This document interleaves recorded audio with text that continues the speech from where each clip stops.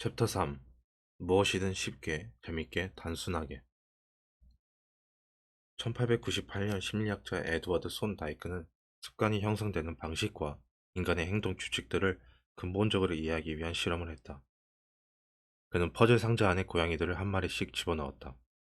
퍼즐 상자는 상자에 설치된 줄을 잡아당기거나 레버를 누르거나 플랫폼을 밟는 등 어떤 행동을 하면 문을 통해 밖으로 나올 수 있게끔 설계된 것이다. 손다이크가 고양이를 넣은 상자 안에는 레버가 있었다. 그것을 누르면 상자 한쪽에 있는 문이 열리고 고양이는 상자 밖으로 나와 음식이 담긴 그릇을 향해 달려갈 수 있었다. 고양이 대부분이 상자 안에 들어가자마자 밖으로 나가고 싶어 했다.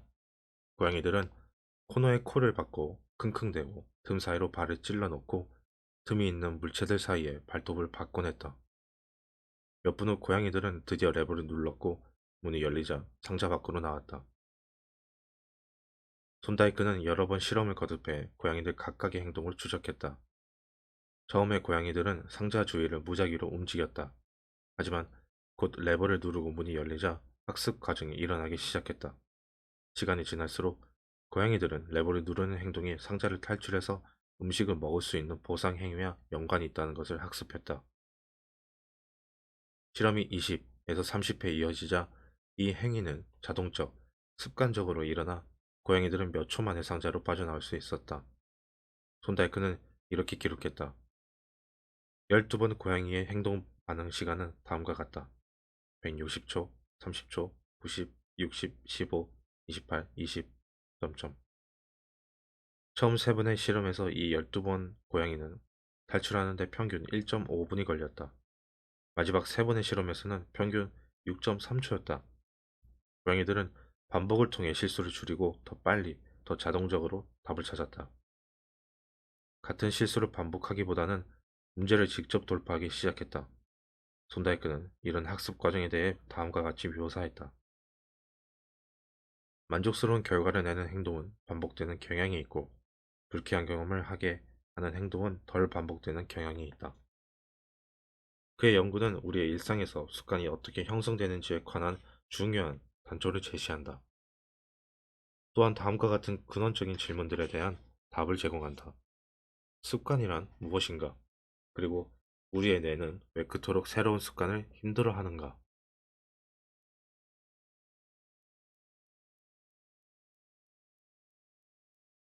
인생의 효율성을 결정하는 것. 습관이란 자동적으로 실행하게 될 때까지 여러 번 반복한 행동이다. 습관은 시행착오를 겪으며 형성된다. 살면서 새로운 상황에 맞닥뜨리면 우리의 뇌는 결정을 해야만 한다. 여기에 어떻게 반응할 것인가? 문제를 처음 마주했을 때 우리는 어떻게 해결해야 할지 좀 확실히 알지 못한다. 손다이크의 고양이들처럼 상자의 문이 어떻게 열리는지 여러 가지를 시도해 볼 뿐이다. 이 과정 동안 뇌에서는 신경 활동이 왕성해진다. 상황을 조심스럽게 분석하고 어떻게 행동해야 할지 의식적으로 결정들을 내린다. 새로운 정보를 수천 톤 받아들이고 이해하고자 애쓴다. 뇌는 가장 효율적으로 진행된 행동을 빠르게 습득한다. 고양이가 레버를 누르는 것처럼 뇌 역시 아주 우연히 해결책을 발견한다. 불안감을 느끼고 질주하던 맥박이 안정돼 간다. 오랜 시간 작업을 하느라 무척 지친 정신을 비디오 게임이 쉬게 해준다는 사실도 습득한다. 탐구하고 탐구하고 탐구하고 그러다 펑 하고 해결책이 나온다. 예기치 못한 보상을 우연히 맞닥뜨리고 나면 다음번에는 전략을 바꾼다. 얘는 즉시 보상으로 이어지는 상황들을 기록해두기 시작한다. 잠깐 기다려. 아, 기분 좋군. 그전에는 어떻게 했더라? 모든 인간 행위의 기저에는 이런 피드백, 순환작용이 존재한다. 시도하고, 실패하고, 배우고, 다르게 시도해보는 것이다. 수많은 연습을 통해 쓸모없던 시도는 사라지고, 유용한 행동들은 강화된다. 습관이 형성되는 것이다. 반복적으로 발생하는 문제에 부딪히면 이제 뇌는 문제 해결 과정을 자동화하기 시작한다. 습관은 우리가 정기적으로 직면하는 문제와 스트레스를 푸는 일련의 자동화된 해결책이라 할 수 있다. 행동과학자 제이슨 레아는 이렇게 말했다. 습관은 우리를 둘러싼 환경에서 되풀이되는 문제의 안정적인 해결책일 뿐이다. 습관이 만들어지면 뇌 활동은 감소한다. 성공을 예상하며 모든 일을 조정하는 신호들을 소나기 위에 쥐는 걸 배운다. 장차 유사한 상황이 벌어지면 무엇을 해야 할지 정확히 알게 된다. 더 이상 상황을 모든 관점에서 분석할 필요가 없어진다. 뇌는 시행착오 과정을 건너뛰고 이런 상황에서는 이렇게 한다는 규칙을 만들어낸다. 그리고 그와 유사한 상황이 벌어지면 이런 인지적 각본들이 자동적으로 이어진다. 이제 스트레스가 생기면 스트레스를 해결하고 싶어 근질거린다. 직장에서 집으로 돌아오자마자 비디오 게임 컨트롤러를 잡는 것이다. 한때 노력을 요했던 선택은 이제 자동적인 행위가 된다. 습관이 만들어진 것이다. 습관은 경험을 통해 학습된 정신적 지름길이다. 이런 의미에서 습관은 과거에 발생했던 문제를 어떻게 해결했는지에 대한 기억일 뿐이다. 조건이 맞는다면 그 기억을 끄집어내서 자동적으로 같은 해결책을 적용한다.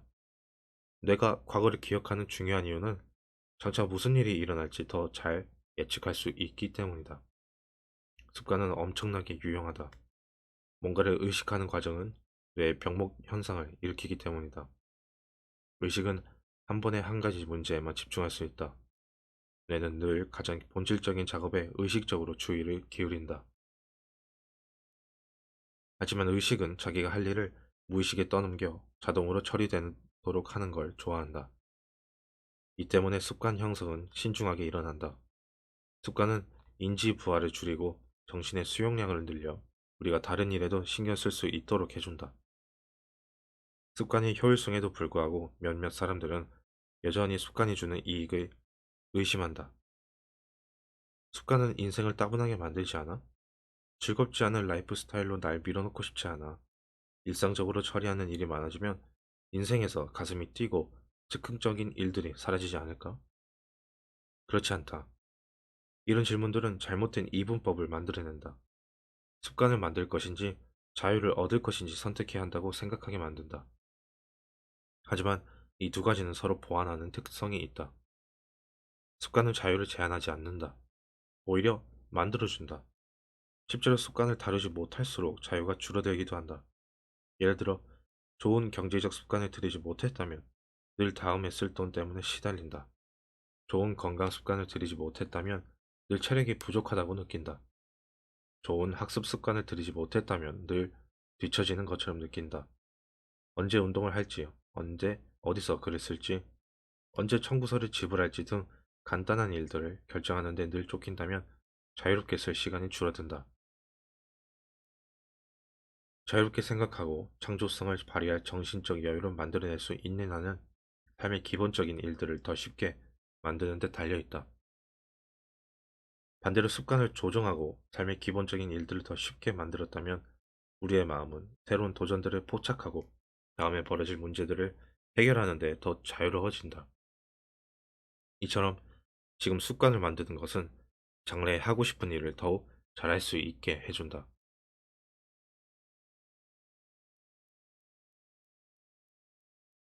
도넛 하나 사 먹을 때 벌어지는 일. 습관을 세우는 과정은 신호, 열망, 반응, 보상이라는 네 가지 단계로 간단하게 나눌 수 있다. 습관이란 무엇이고 어떻게 작동하며 이를 어떻게 증진시킬 수 있는지 좀 더 쉽게 이해할 수 있도록 습관이 만들어지는 과정을 살펴보자. 이 패턴은 모든 습관의 중추로 우리의 뇌는 매 순간 똑같은 순서로 이 단계들을 밟아 나간다. 먼저 신호가 있다. 신호는 뇌가 행동을 시작하게끔 자극한다. 여기에는 보상이 예상되는 정보가 약간 있다. 선사시대 우리 조상들은 음식, 물, 성적 행위 같은 주요 보상이 있는 곳을 암시하는 신호에 주의를 집중했다. 오늘날 우리는 돈이나 명예, 권력, 지위, 칭찬과 인정, 사랑과 우정, 만족감 같은 2차적인 보상이 예측되는 신호를 찾아내는데 대부분의 시간을 보낸다. 우리의 정신은 보상이 어디 있는지 단서를 찾기 위해 끊임없이 외적 환경을 분석한다. 신호는 보상에 가까워지는 첫 번째 지표이기 때문에 이는 열망으로 이어진다. 열망은 두 번째 단계로 모든 습관 뒤에 있는 동기적 힘이다. 동기나 욕망, 즉 변화하고자 하는 열망이 없다면 행동할 이유도 존재하지 않는다. 우리가 열망하는 것은 습관 그 자체가 아니라 그것이 가져올 변화다. 우리는 담배 피우는 것이 아니라 그것이 주는 안정감을 열망한다. 칫솔질이 아니라 입안을 청결히 하기 위해 동기가 발생한다. 그냥 텔레비전을 켜고 싶은 것이 아니라 놀고 싶어서 켜는 것이다.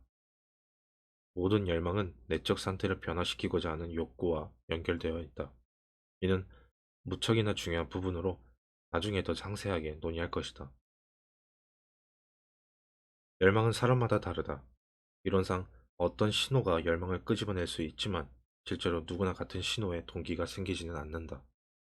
하지만 일부 일부 도박 일부도 박사들에게는 그런 촉매가 카지노의 딸랑거리는 소리나 자연벨 소리 같은 배경 소음일 수도 있다. 신호는 해석되기 전까지는 아무 의미가 없다. 관찰자의 생각, 느낌, 감정, 신호가 열망으로 변환된 것이다. 세 번째 단계는 반응이다. 반응은 우리가 수행한 실제 습관으로 생각이나 행동을 형성할 수 있다. 또한 반응은 우리에게 동기가 일어나는 방식과 그 행동에 대한 저항 정도에 따라 달라진다. 어떤 행위를 할 때 생각보다 훨씬 큰 육체적, 정신적 노력이 필요하다면 우리는 그 일을 하지 않게 된다. 반응은 능력에 따라 달라지기도 한다. 단순하게 들리겠지만 습관은 내게 그 일을 처리할 능력이 있는 경우에만 형성될 수 있다. 농구를 하면서 덩크슛을 넣고 싶다고 해도 작은 키 때문에 골대에 닿을 만큼 점프할 수 없다면 그건 운이 없다고 봐야 한다. 마지막으로 반응은 보상을 가져다 준다. 보상은 습관의 최종 목표다. 신호는 보상을 알아차리는 일에 관한 것이다. 열망은 보상을 원하는 일에 관한 것이다. 반응은 보상을 얻어내는 일이다. 우리는 두 가지 목적에서 보상을 추구한다. 첫째, 보상에 만족한다. 둘째, 보상을 통해 배운다. 보상의 첫 번째 목적은 열망을 충족시키는 것이다. 그렇다. 보상은 그 자체로 이득을 제공한다. 음식이나 물은 살아남는 데 필요한 에너지를 전달한다. 승진은 더 많은 돈과 높은 지위를 가져온다. 멋진 몸을 만드는 것은 건강과 데이트의 가능성을 높인다. 하지만 더 즉각적으로 보상은 먹을 것이나 사회적 지위, 인정에 대한 우리의 열망을 충족시킨다. 최소 한순간이라도 보상은 만족감을 제공하고 열망을 줄인다. 둘째, 우리는 보상을 통해 어떤 행위가 미래에 기억할 만한 가치가 있는지 배운다. 우리의 뇌는 보상 탐지기다. 살아가는 동안 우리의 감각신경 시스템은 우리의 욕망을 충족시키고 기쁨을 가져다 줄 행위를 끊임없이 탐색한다. 기쁨이나 실망은 뇌가 유용한 행위와 쓸모없는 행위를 구분하도록 돕는 피드백 메커니즘의 일부다. 보상은 피드백 순환을 끝내고 습관 사이클을 완성한다. 어떤 행동이든 네 단계 중 하나라도 충족시키지 못하면 습관이 되지 않는다. 신호를 제거하면 습관의 단계로 들어가지 않는다. 열망이 감소하면 동기가 부여되지 않는다. 반응이 어려우면 그 행동을 할 수가 없다. 보상의 욕구를 충족시키지 못하면 나중에 그 일을 다시 할 이유가 없다. 첫 세 단계가 없다면 행동은 일어나지 않는다. 네 단계 모두 없다면 행동은 반복되지 않는다. 예컨대 신호는 열망을 촉발하고 열망은 반응의 동기가 되며 반응은 보상을 제공하고 보상은 열망을 충족시키며 이는 신호와 관계가 있다. 이 네 단계는 신경학적 피드백 순환, 즉 신호, 열망, 반응, 보상 체계를 형성하며 궁극적으로 자동화된 습관을 만들어준다. 이 사이클을 습관 순환이라고 한다. 이 네 단계는 이따금 일어나는 것이 아니라 우리가 살아있는 매 순간 작동하고 활성화되는 끝없는 피드백 순환 고리다. 물론 지금 이 순간에도 일어나고 있다. 뇌는 지속적으로 환경을 살펴보고 다음에 일어날 일을 예측하고 다른 반응들을 시도하고 결과에서 배운다. 전체 과정은 찰나에 이루어지며 우리는 이전 과정을 거치지 않고 모든 것을 자신도 모르는 사이에 다시 반복한다. 또한 이는 크게 두 가지 국면으로 쪼갤 수 있다. 문제 국면과 해결 국면이다. 문제 국면은 신호와 열망 단계로 변화의 필요성을 깨닫는 때다. 해결 국면은 반응과 보상 단계로 행동을 시도하고 열망하던 변화가 일어나는 때다. 모든 행동은 문제를 해결하려는 열망으로 생긴다. 때로 문제는 우리가 뭔가 좋은 것을 알아차리고 얻어내고 싶을 때나 고통을 경감시키고 싶을 때 발생한다. 어느 쪽이든 습관의 목적은 직면한 문제를 해결하는 것이다. 실제 삶에서 이를 살펴보자. 어두운 방 안으로 걸어 들어가 전등 스위치를 켰다고 해보자. 우리는 스위치를 켠다는 생각을 미처 하기도 전에 수없이 이 단순한 습관을 행해왔다. 몇 초 안에 이 네 가지 단계를 모두 밟은 것이다. 생각하지 않고도 행동하려는 시도가 일어났다. 어른이 되어갈수록 습관이 우리 삶을 운영하고 있다는 것을 우리는 거의 알아차리지 못한다. 우리는 대부분 매일 아침 신는 신발의 끈을 묶는다든가, 토스터를 사용한 후에 전원을 끈다든가, 퇴근하고 집에 와서 편안한 옷으로 갈아입는다든가 하는 일은 의식적으로 하지 않는다. 수십 년간 정신적 프로그램이 진행된 후 자동적으로 이런 생각과 행동 패턴으로 넘어온 것이다.